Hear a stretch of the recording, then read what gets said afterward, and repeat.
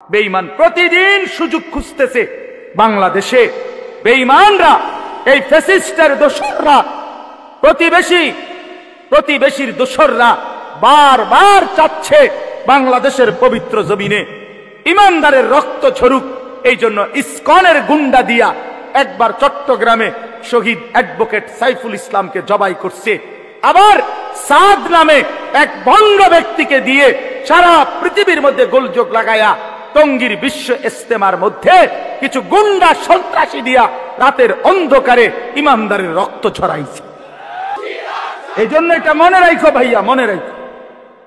একবার রিক্সা লীগ, একবার আনসার লীগ, একবার বদুল্লা লীগ, আরেকবার ইসকন লীগ, আর এইবার সর্বশেষ সাদ লীগ।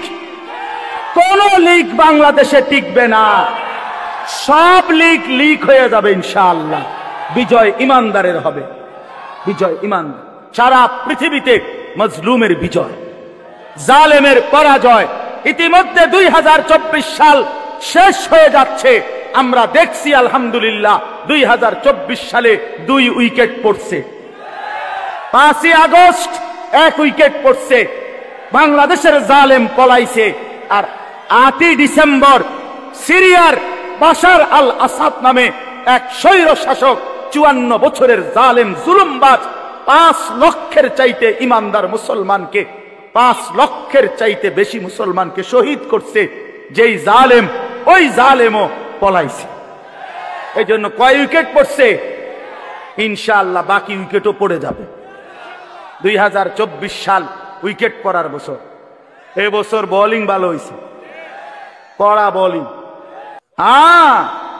2 উইকেট যেহেতু পড়ছে, আগামীর উইকেটও পড়ে যাবে ইনশাআল্লাহ।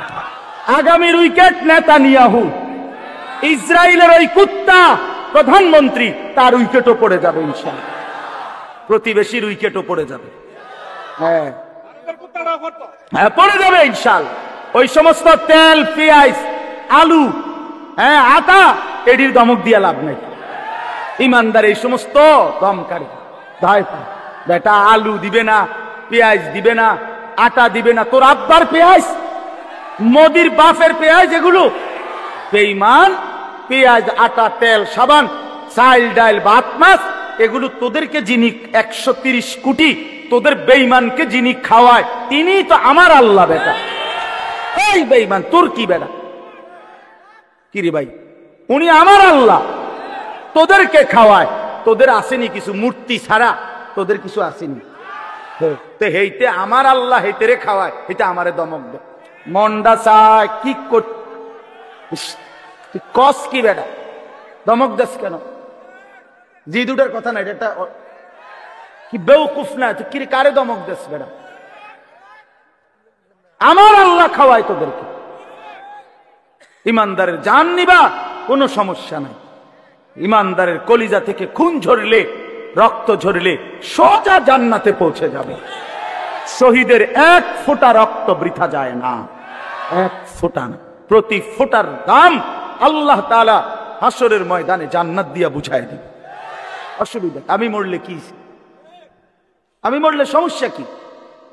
ইমানদার শহীদ হলেও দামি, ইমানদার জিতে গেলেও দামি। এজন্য যুবক ভাই, নষ্ট হইও না, চরিত্রহীন হইও না বাপ। আগামীর সময় তোমরা ইনশাআল্লাহ, তোমাদের হাতে কালেমার পতাকা উড়বে ইনশাআল্লাহ। ইনশাআল্লাহ আমরা বিশ্বাস করি। আমি যদি নাও থাকি, আমরা যদি নাও থাকি, ইনশাআল্লাহ কালেমার পতাকা উড়বে বাংলাদেশে, ইমানের বিজয় হবে ইনশাআল্লাহ। এটাই সত্য, এটাই সত্য।